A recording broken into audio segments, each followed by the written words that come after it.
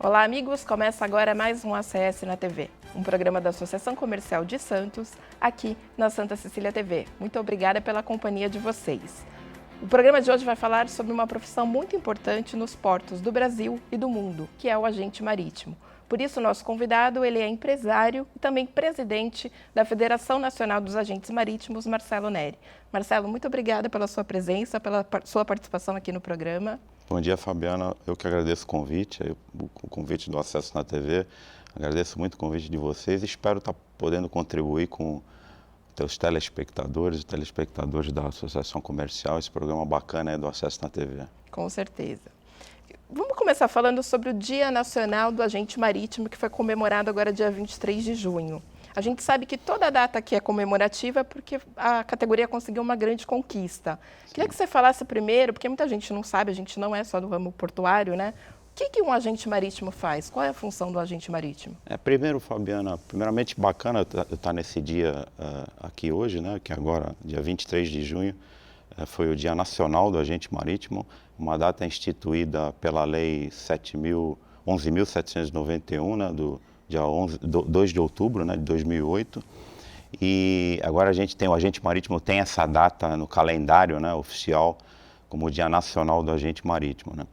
O agente marítimo, é interessante a gente te lembrar que a atividade do agente marítimo, ele remonta aí da história, né? Então, perde-se no tempo, né, a atividade do agente marítimo.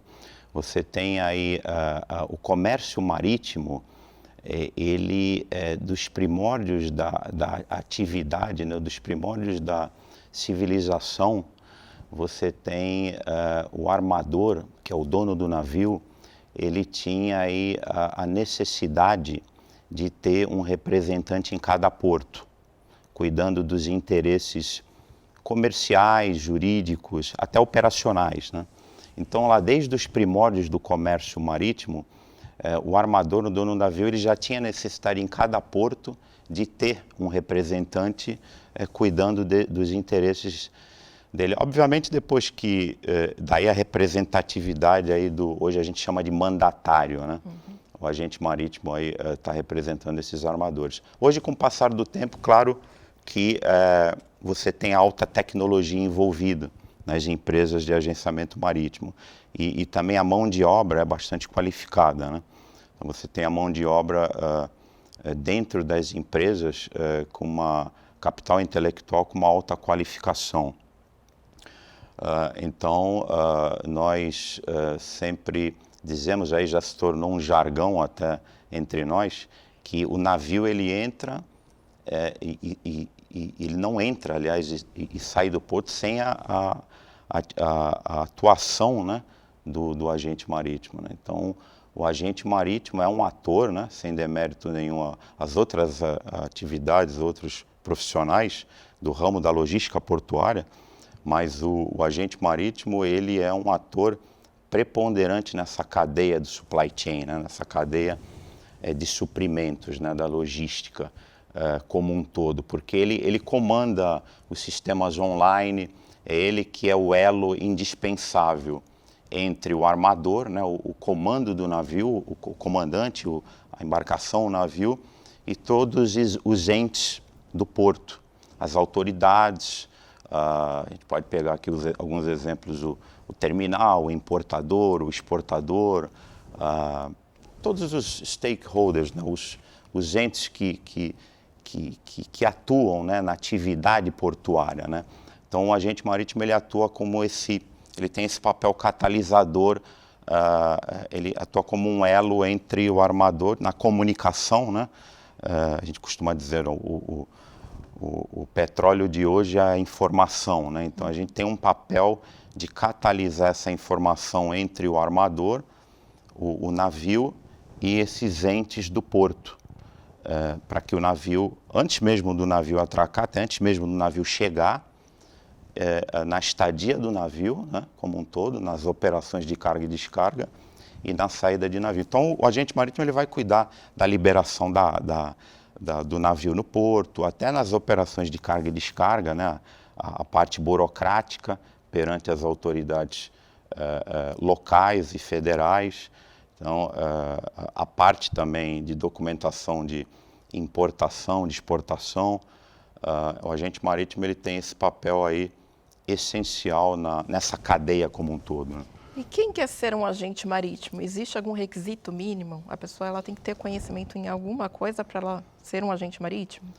Quando eu falo que o agente marítimo, os profissionais das empresas de agenciamento da navegação marítima, né, eles têm que ter uma alta qualificação, é porque geralmente eles têm que ter um inglês fluente, né? O agente marítimo ele tem aí ele se comunica ao redor do globo, né? Então, eu costumo dizer também que é o comércio exterior na gema mesmo, né? Que a gente fala aí com empresas de vários países, né?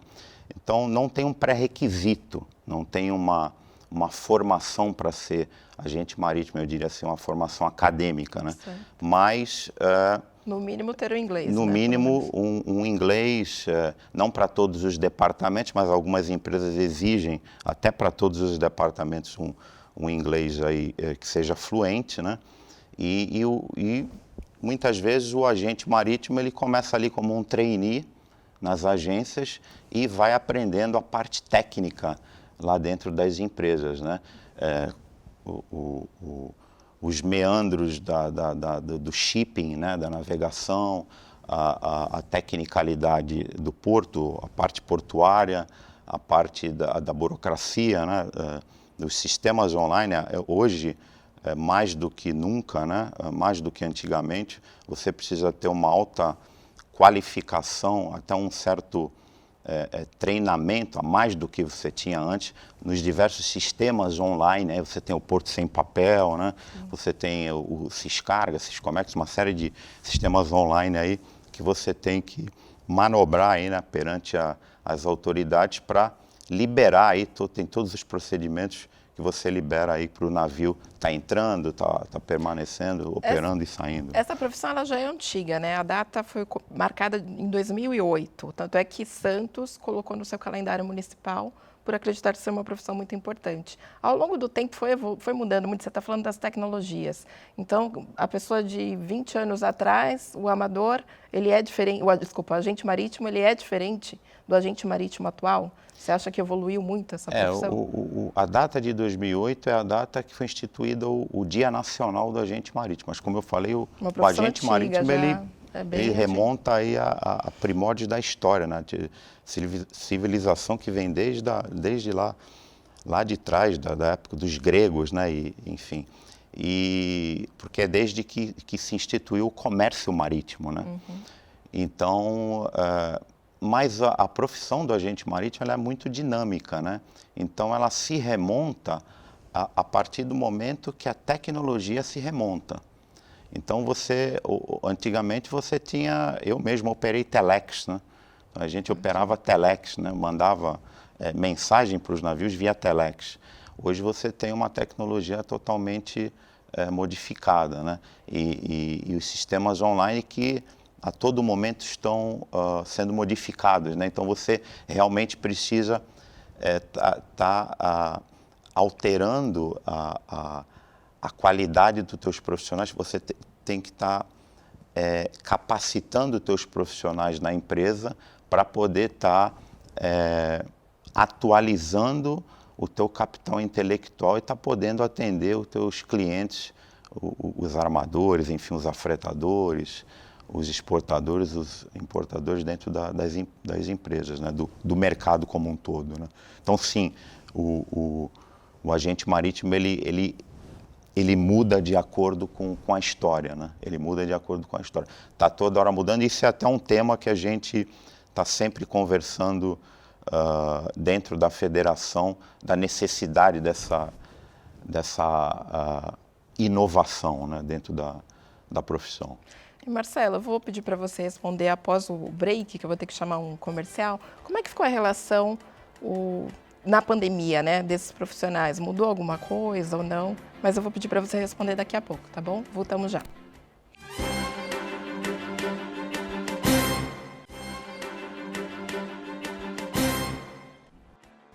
Estamos de volta ao programa ACS na TV. O tema de hoje é o agente marítimo. Nosso convidado é o empresário e presidente da Federação Nacional dos Agentes Marítimos, Marcelo Neri.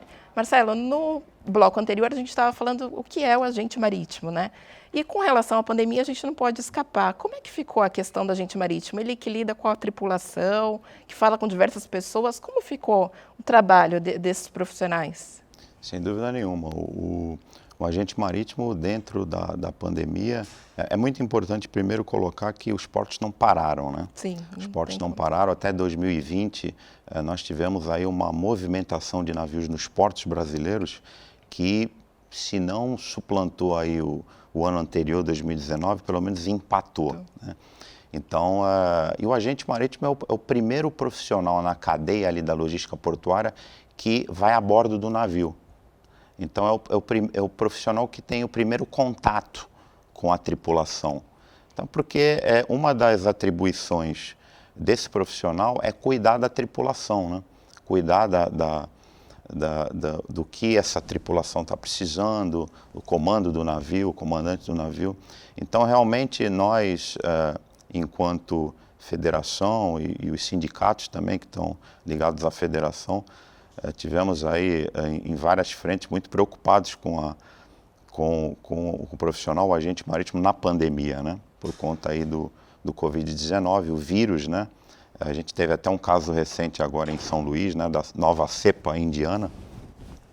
E nós lutamos bastante por conta da antecipação da vacinação para essa categoria essencial que é o agente marítimo, de estar sendo incluída na categoria de portuários, né? Porque você tinha ali a categoria de portuários sendo antecipada, né?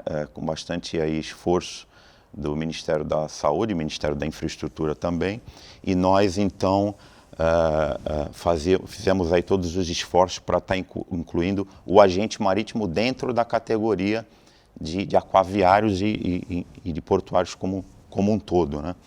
E tivemos sucesso. Nós estamos vacinando o agente marítimo em todo o Brasil. Mas o número ainda está um pouco baixo, né? Ou não? Até que o que nós temos recebido de informação é que ainda estamos vacinando, né? Claro que as áreas administrativas das empresas ainda não, né? Mas as áreas operacionais, que são as áreas que a gente chama de operadores de bordo, né?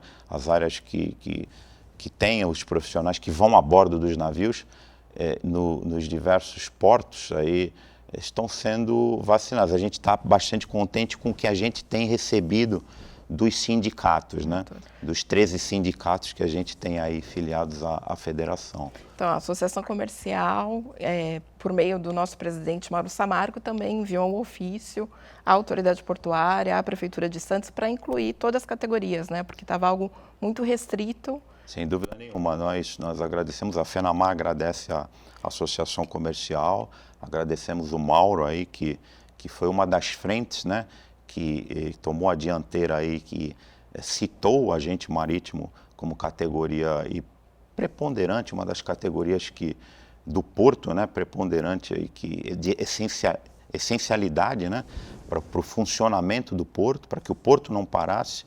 A FENAMAR trabalhou em frente já desde o início também, mandando petições direto para o Ministério da Saúde, outras frentes também, como o Brasil Export, mesmo os nossos sindicatos, também é importante dizer que os nossos sindicatos batalharam localmente, junto às autoridades, né?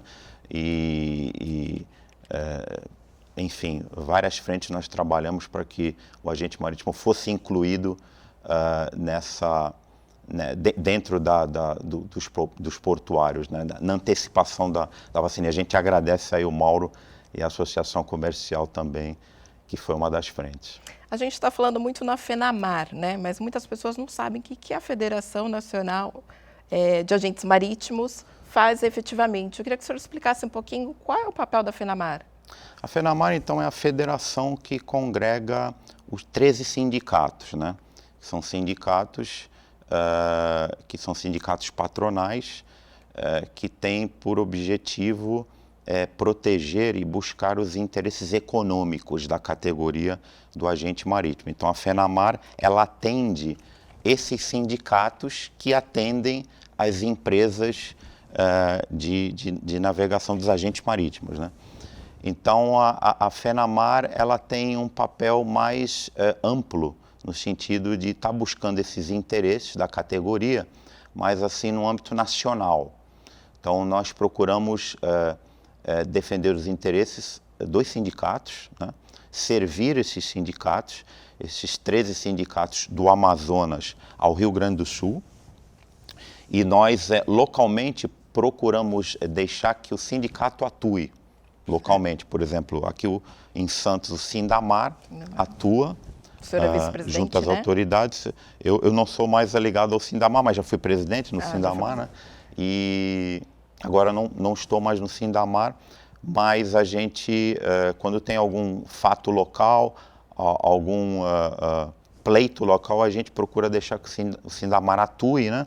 E nós, então, quando temos algum assunto para ser tratado nacionalmente, a FENAMAR, a federação, então, vai representar a categoria em Brasília, que é os canais, né, de interlocução para a federação, né? Aí a gente leva o pleito dos sindicatos lá. Aí tá importante ressaltar que é uma das federações nacionais com sede em Santos, é algo raro, né? Se eu não me engano, é a única federação com sede em Santos. É a única federação que tem sede em Santos, é a FENAMAR. É um marco, né? É um marco, é um marco. Eu estou como presidente, né? O que me antecedeu, o Valdemar, ele era do Espírito Santo, em Vitória, e coincidiu de a federação tem sede em Santos e eu estou em Santos também, né? O senhor está desde 2019 e o mandato vai até quando? O mandato são de 3 anos, de 2019 são 3 anos. E como é que é feita a eleição? É sempre alguém desses sindicatos que é eleito ou não? Não tem nada a ver o presidente? Pode não ser presidente de sindicato, né? Então se escolhe um nome ali, que geralmente está dentro aí da comunidade, né? Da federação, né? Está no âmbito ali dos sindicatos, né? E aí entre os pares, né? Existe e pode haver uma reeleição ou não? São só 3 anos? Pode haver uma reeleição. Por 6? Pode haver uma reeleição. E sobre, assim, a sua atuação como presidente, o que o senhor destaca de algo bom, algo diferente? Olha, a minha primeira gestão, né? Por conta aí da pandemia, está sendo um pouco... a gente viaja, né, muito, né, para Brasília, ainda tem esses pleitos, como eu falei, um dos objetivos da federação é lutar pelos interesses econômicos da categoria. Uma das agendas que nós tínhamos é a luta da categoria em relação por exemplo, as multas da Receita Federal, né? Nós temos isso como uma preocupação muito grande, principalmente em Santos. Aí nós temos aí alguns eventos recentes de algumas agências sendo suspensas, né? Por conta de autuações e penalidades, em que nós temos, enquanto federações, os sindicatos têm atuado localmente e a federação já tem atuado nacionalmente em Brasília, junto à Coana, e nós temos aí, estamos aguardando aí, já temos notícia que a IN 800 está sendo trabalhada para ser alterada, né? Esse é um assunto que está sendo trabalhado pela federação. E temos também aí a valorização da categoria, que é sempre um tema em pauta, na questão da tecnologia, da inovação, que a gente trabalha sempre para estar inserindo o agente marítimo dentro desses sistemas online, tudo isso que o governo está sempre movimentando, mexendo, modificando, né? A gente está sempre atento a tudo isso, para que o agente marítimo sempre esteja presente nas discussões em âmbito local e nacional. Legal. Eu vou pedir licença para pedir um breve intervalo. Voltamos já.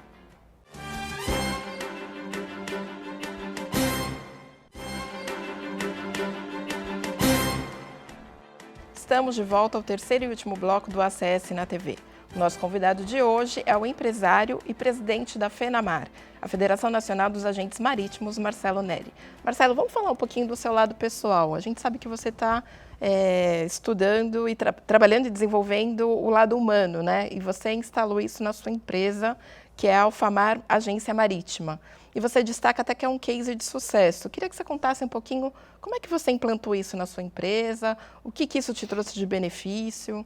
Assim, isso é interessante. Eu gosto bastante de falar sobre isso, porque é um outro lado meu, né? Eu tenho estudado isso muito, né? Essa questão de desenvolvimento humano, né? A parte de coach, a parte de mentoria, essa parte do counseling. E a gente procura, de alguma maneira, levar isso, né, Fabiana, para a empresa, né? E a gente, como empresário, eu já estou nesse ramo desde 1991, né? E eu, na verdade, comecei como office boy, né? Eu comecei como office boy e depois vim galgando, né, em outras empresas, né? Fui operador de bordo, né? Como eu te falei, operei telex, né? E a gente veio galgando em outras empresas até que a gente chegou aí na Alfamar como empresário. E nós hoje estamos em 9 portos, temos algo lá também no Uruguai, estamos em 9 portos do Brasil. E somos operadores e portuários também, mas estamos em 9 portos como agentes marítimos, né? E eu fico em Santos. E nessa parte de mentoria, desses meus estudos aí desde 2008, 2009, eu procurei, vamos trazer um pouco isso para dentro da empresa e achei que isso poderia ter algum tipo de desenvolvimento mais de vanguarda dentro de uma reformulação de RH, né? De desenvolvimento humano que a gente nem chama de RH, chama de G&G, né? Que é gestão de gente, né? Fica mais humano, né? Que é um pouco mais humano, né? A gente chama, eu falo até que soft skills, né? O pessoal gosta mais do hard skills dentro da empresa, que é a parte mais de pegada, né? E o soft skills parece que é um termo um pouco, não é soft skills, é human skills, né? Que é uma questão mais humana mesmo.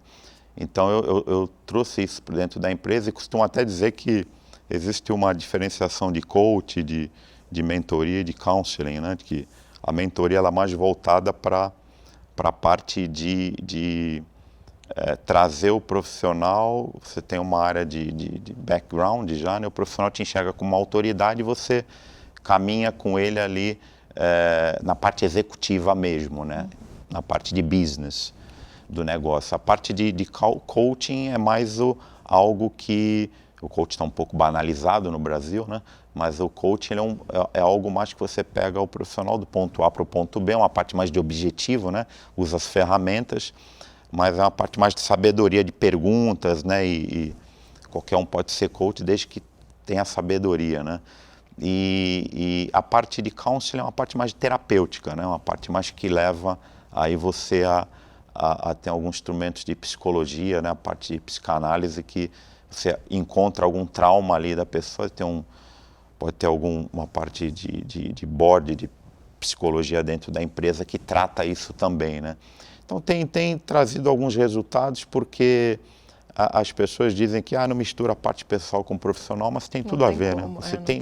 Você mistura, você vê isso dentro das empresas, da produtividade dos colaboradores sendo afetada por conta da parte pessoal, né? Então a gente vê a produtividade aumentando quando você põe um projeto desse dentro da empresa e quando isso é top-down, né? Você consegue aumentar a produtividade e mexer com isso de uma forma interessante, né? E as pessoas elas têm muita dificuldade com mudanças, né? Às vezes você percebe que um profissional ele é um bom profissional, só que de repente naquele setor que ele está atuando ele não está desenvolvendo tão bem. Como você chegar nesse profissional e falar para ele, olha, por esse caminho é mais fácil? Como é que vocês fazem esse processo? Isso já tem também algumas técnicas, né, na área, né? Desde técnicas de profissionais com análise corporal, tem uma série de coisas que você vê, questões de perfis, né, de traços de caráter e uma série de coisas. Não? Então, pessoas que não têm traços muito para aquela determinada área, né, para aquela determinada Então, pessoas que são mais rígidas, tem pessoas que são um pouco mais orais, mais sentimentais, e outras são pessoas que são um pouco mais assertivas, né? Um pouco mais... Então, vai do departamento de RH da empresa, vai desse departamento de G&G, né? De gestão de gente, ter as ferramentas, a capacidade técnica, né? Esse capital intelectual para entender, né? O colaborador, para entender a pessoa, né? O profissional, o ser humano que está ali e encaminhar saber o que ele realmente deseja, né? Para que ele possa ter uma produtividade maior.